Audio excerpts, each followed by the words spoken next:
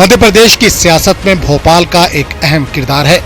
मुल्क की आज़ादी के बाद जब भोपाल को इंडियन यूनियन में इंजमाम किया गया और भोपाल को पार्ट सी स्टेटस में शामिल किया गया तो 1952 के पहले पार्लिमानी इंतखाबात में भोपाल सीट से सैदुल्ला खां रज़मी को भोपाल के अवाम ने अपना नुमाइंदा मुंतखब किया था। 1956 में जब रियासत मध्य प्रदेश की तश्कील हुई और भोपाल को मध्य प्रदेश की राजधानी बनाया गया तो 1957 के पार्लिमानी इंतखाबात में भोपाल सीट से मैमूना सुल्तान को पार्लियामेंट में भोपाल की नुमाइंदगी करने का मौका मिला। मैमूना सुल्तान ने 3 बार भोपाल के पार्लियामेंट में नुमाइंदगी की। इसके बाद 1971 के पार्लिमानी इंतखाबात में मैमूना सुल्तान को टिकट न देकर कांग्रेस ने शंकर दयाल शर्मा को मैदान में उतारा और वो पार्लियामेंट में पहुंचने में कामयाब हुए। 1977 के पार्लिमानी इंतखाबात में भोपाल पार्लिमानी सीट पर आरिफ बेग ने डॉक्टर शंकर दयाल शर्मा को शिकस्त दी और भोपाल के नुमाइंदे मुंतखब हुए। लेकिन 1980 के पार्लिमानी इंतखाबात में भोपाल सीट पर शंकर दयाल शर्मा ने फिर कामयाबी हासिल की। 1984 के पार्लिमानी इंतखाबात के 1 महीने बाद भोपाल में गैस सानिया पेश आया और यहाँ के अवाम कांग्रेस से इस दर्जा नाराज हुए कि 1989 के पार्लिमानी इंतखाबात में पहली बार बीजेपी के उम्मीदवार एस.सी. वर्मा ने यहां से कामयाबी हासिल की। एस.सी. वर्मा ने भोपाल सीट पर बीजेपी की ऐसी मजबूत बुनियाद रखी कि आज तक भोपाल सीट पर कांग्रेस की वापसी नहीं हो सकी। भोपाल पार्लिमानी सीट से हालांकि इस बार कांग्रेस ने दिग्विजय सिंह को उम्मीदवार बनाया है, लेकिन बीजेपी दिग्विजय सिंह को अपने लिए चैलेंज नहीं मान रही है और इसने इस बार भोपाल पार्लिमानी सीट के लिए साध्वी प्रज्ञा सिंह ठाकुर को अपना उम्मीदवार बनाया है। बीजेपी और कांग्रेस के उम्मीदवारों के ऐलान से ये तो साफ हो गया है कि इस बार भोपाल का पार्लिमानी इंतखाबात सॉफ्ट हिंदुत्व और हार्ड हिंदुत्व के बीच होगा। भोपाल की राजनीति में 1989 से एस.सी. वर्मा ने भारतीय जनता पार्टी की जो बुनियाद रखी थी, हमें देख रहे हैं कि अब तक वो कायम थी। इस बार जो है साध्वी प्रज्ञा जी यहाँ पर भारतीय जनता पार्टी के उम्मीदवार हैं। इस पर बातचीत करने के लिए आलोक संजर साहब जो भारतीय जनता पार्टी के मेंबर पार्लियामेंट हैं, जिन्होंने 4.25 लाख वोटों से ऐतिहासिक जीत दर्ज की थी। आइए उनसे जानते हैं। आलोक साहब, जो आपने काम किया, कितना आपको खुशी होती है कि एक बड़ा मौका मिला था? सचमुच मेरा ये मानना है, भगवान की कृपा मानता हूँ कि मैं तो ऋणी हूँ भोपाल का, भोपाल के शहर का, आम मतदाता का, अपने कार्यकर्ताओं का, कि इन लोगों ने मुझे इतना प्यार दिया। चुनाव तो कोई भी जीत सकता है, लेकिन ईश्वर की कृपा है कि मैंने दिलों को जीता है और ये जीत मेरी कायम रहे, ईश्वर बनाए रखे, ये मैं ईश्वर से प्रार्थना करता हूँ। लेकिन जो आपने बात कही, बहुत सुंदर बात कही है। एस.सी. वर्मा जी को आपने याद किया। एस.सी. वर्मा जी प्रशासनिक संत थे, उनके ऊपर भी कोई दाग नहीं था। उसके बाद एस.सी. वर्मा जी के बाद उमा भारती जी आई, वो भी एक संत की भूमिका में थी।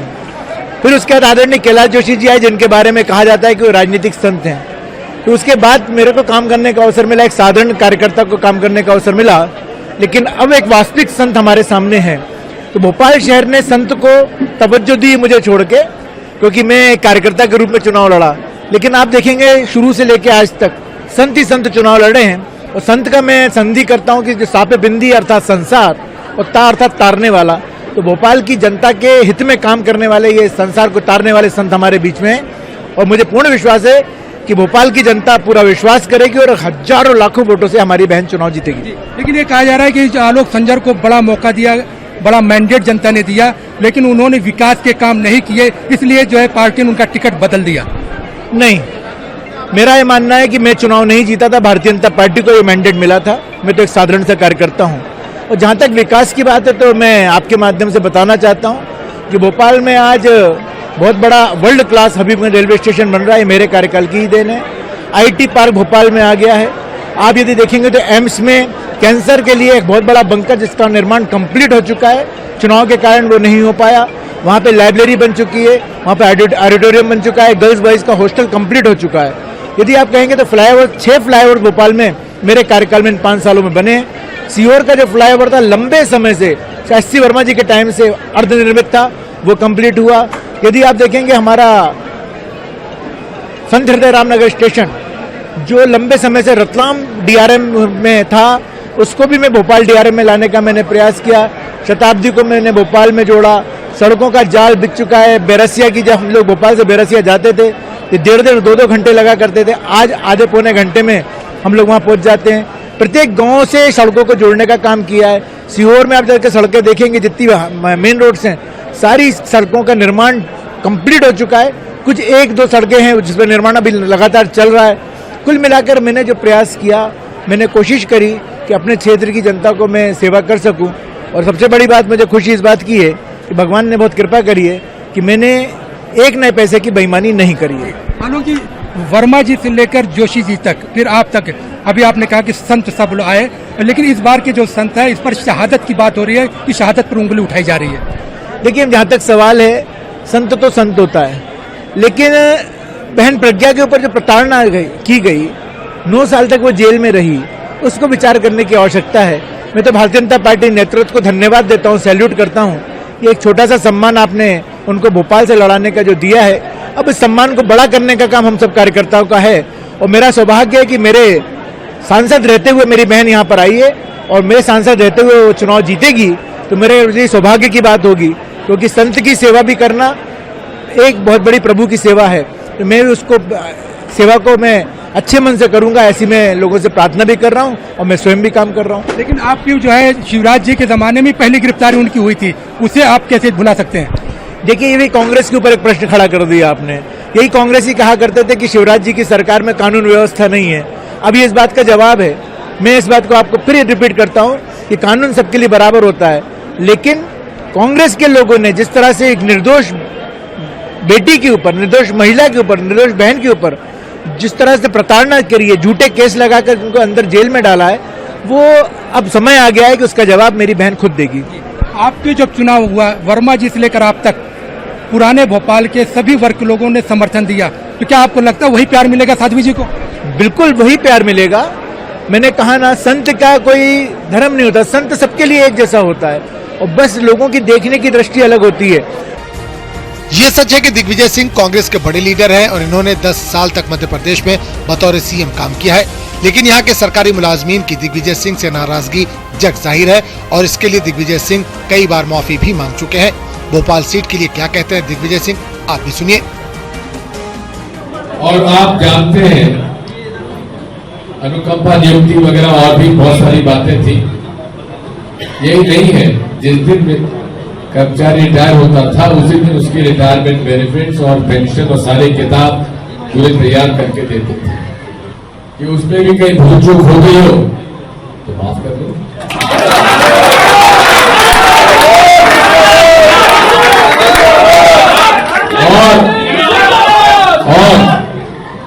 और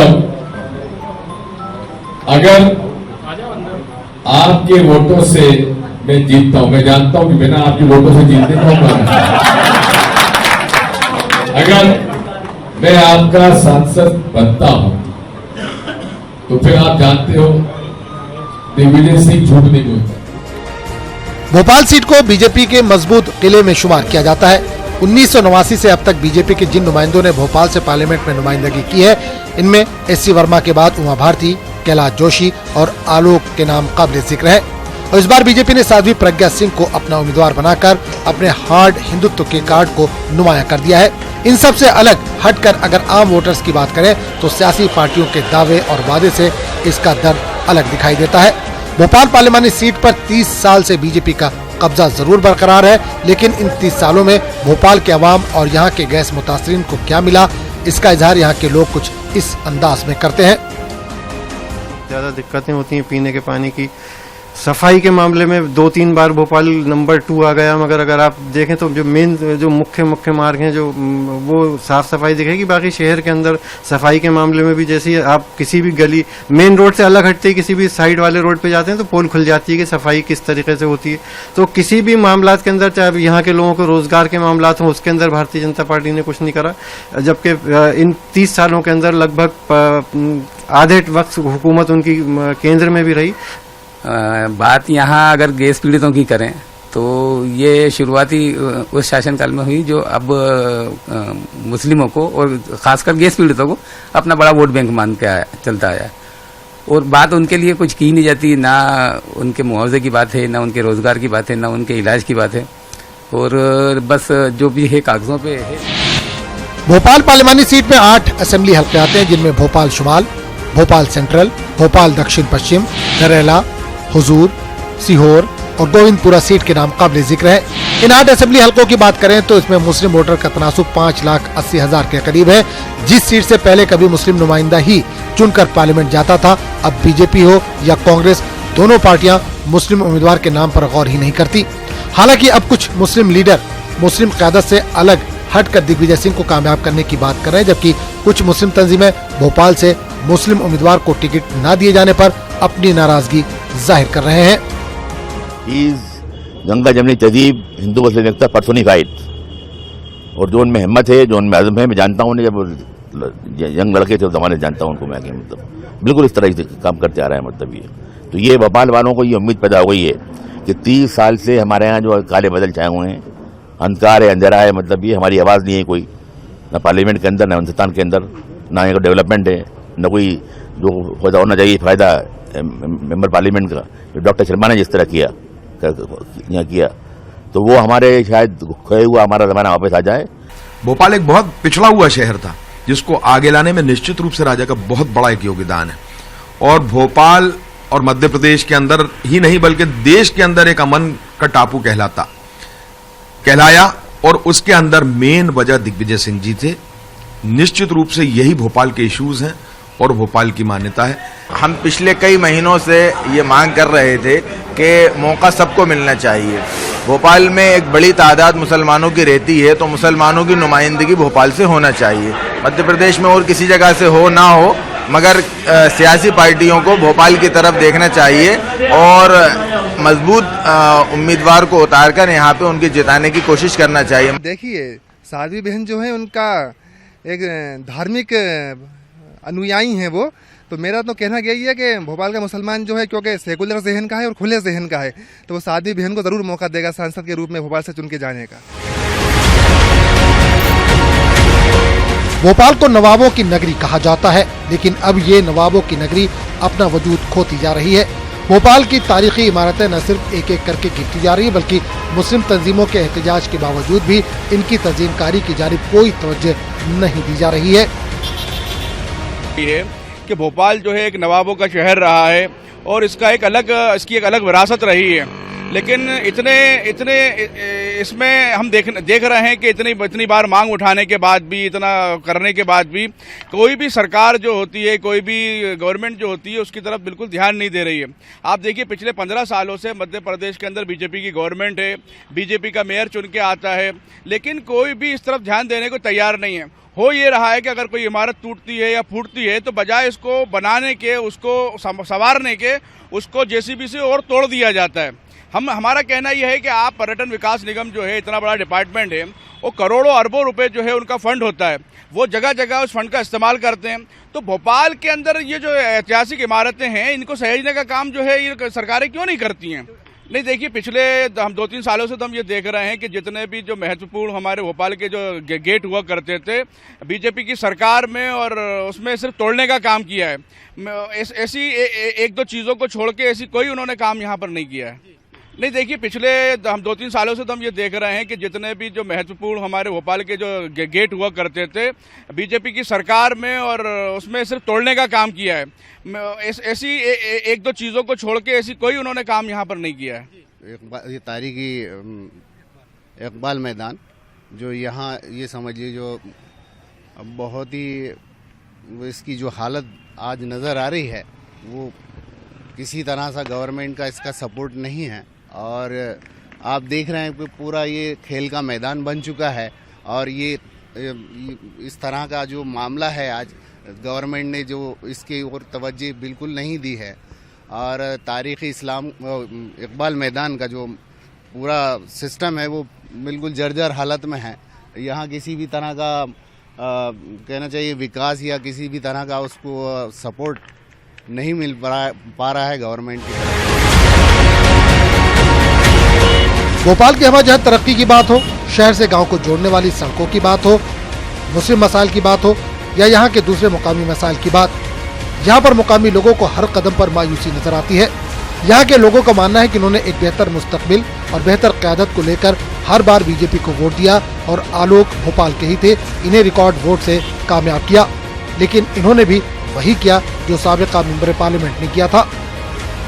सम्मान की बात कर रहे हैं हम, शिखर सम्मान की बात कर रहे हैं। हमें वो सम्मान नहीं दिया गया अभी तक, और बिल्कुल उर्दू को तो एक पेंटिंग में डाल दिया गया। इससे 15 सालों में हम जहाँ तक हमने महसूस किया, और हमारे अक्सर उर्दू के जो टीचर्स हैं वगैरह, उनको तो बिल्कुल एक उसमें डाल दिया, कचरे के डब्बे में, जैसे हम कहते हैं। यह बात होती है विकास की तो विकास का तो ऐसा लग रहा है कि उर्दू के नाम से तो विकास का इंतकाल हो गया।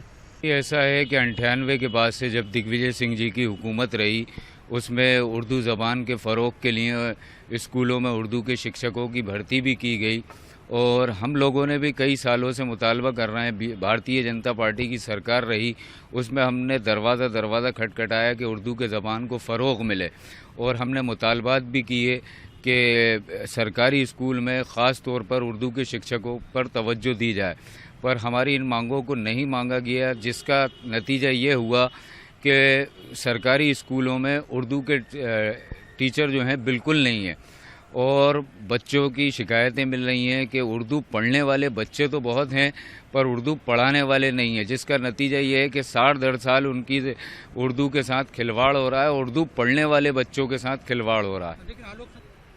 जो लोग ये कहते हैं कि भारतीय जनता पार्टी की सरकार में भोपाल का कुछ विकास नहीं हुआ है, उन्होंने ख़ास किस्म का चश्मा लगा रखा है।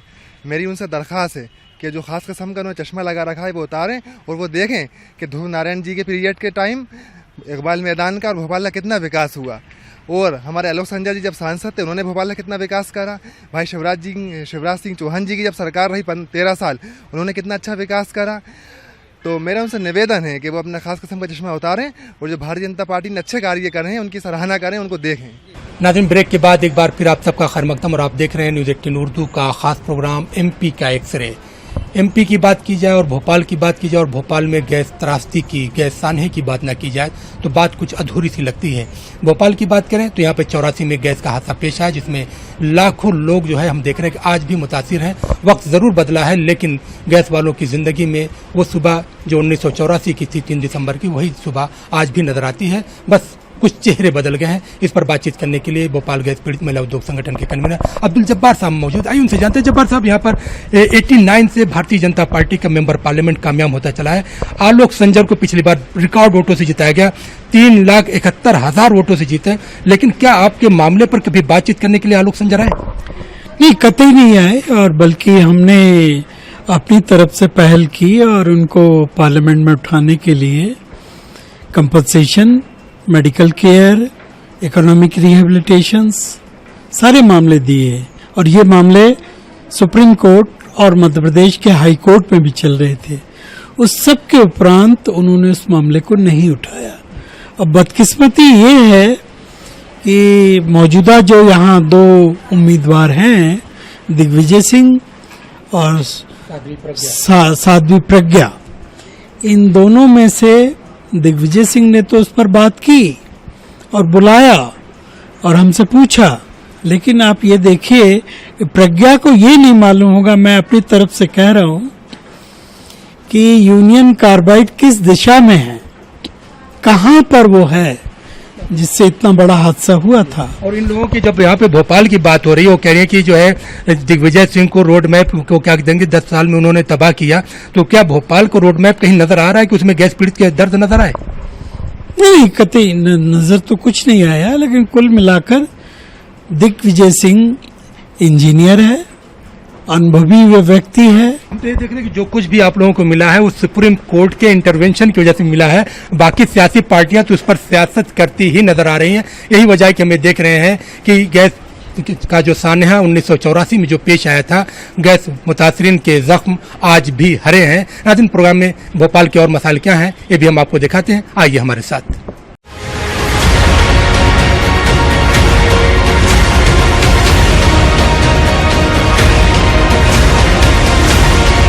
ये बताइए कि आप गैस मुतासिरा हैं, इतने सालों में कोई एमपी आपका दर्द सुनने के लिए आया? पिछले जो थे आलोक संजर आए? एक बार भी दर्द सुनने नहीं आए। चाहे खतरनाक जिंदगी बन चुकी हम लोगों की, आज भी बन रही है, पहले भी बनी थी, मगर ये गैस पीड़ित संगठन है जो सब चीजें जीत के लाए और हमें जिंदा रहने का हक दिलाया है। देखिए, अभी तक तो हम लोगों के पास कोई भी नेता, कोई भी नहीं आया कि ये दर्द को हर बार पार्लियामेंट में जीतते हैं। बीजेपी को भी देख लिया, कांग्रेस को पहले देखने के बाद ही हम लोगों ने बीजेपी का साथ दिया, लेकिन बीजेपी ने तो आज तक कुछ किया नहीं। 15 साल अभी रही, शिवराज सिंह चौहान रहे, लेकिन उन्होंने मेमोरेंडम भी उनको दिसंबर पे दिए, उससे हटके भी दिए, लेकिन आज तक उन्होंने कोई बात गैस पीड़ितों के हक में करी ही नहीं। अब इस बीजेपी से भी हम नाराज हैं। कांग्रेस ने ही किया था, जो भी यूनियन कार्बाइड से रेस घिसी थी 84 के अंदर, जब कांग्रेस ही थी, लेकिन उसको हटाने का एक ही तरीका था कि लोग कह रहे थे बीजेपी वाले कि हम करेंगे, लेकिन कुछ नहीं किया। हम लोग को बहुत परेशानी हो रही हैगी और गैस पीड़ित हम लोग को लगी हुई है, तो हम लोग को से कोई आराम भी नहीं हो रहा हैगा और बीमारियां चल रही हैं, इलाज सही नहीं हो रहा हैगा, डॉक्टर लोग सही देखते नहीं हैं। बीमारी किडनी की बीमारी, गुर्दे की बीमारी है, ऑपरेशन हो रहा है, पथरी की गठान हो जाती है पेट में, तो वो सब गैस से ही हो रही हैगी। नहीं आया, बस कांग्रेस से ये उम्मीद थी, जो पहले सरकार कांग्रेस की थी जब गैस सी हुई थी, ये कहा, ये जरूर किया कि 2200 बहनों को रोजगार दिया कांग्रेस ने। जो भारतीय जनता पार्टी की जब सरकार बनी तो 2200 बहनों का रोजगार छीना। मध्य प्रदेश की राजधानी भोपाल, जहां पर मुस्लिम वोटर्स का तनासुब 38% है, सियासी पार्टियों ने जिस तरह से पिछले पार्लियामानी इंतखाबात से मुस्लिम नुमाइंदगी को नजरअंदाज किया है, तो हम ये देख रहे हैं कि सिर्फ भोपाल ही नहीं बल्कि पूरे मध्य प्रदेश में इसका असर देखने को मिलेगा। नाज़रीन, मध्य प्रदेश की राजधानी भोपाल के सियासी मंजरनामे पर मबनी न्यूज़ 18 उर्दू का खास प्रोग्राम MP का एक्सरे यहीं पर खत्म होता है। तब तक के लिए टीम के साथ मेहताब आलम को दीजिए इजाजत। खुदा हाफिज।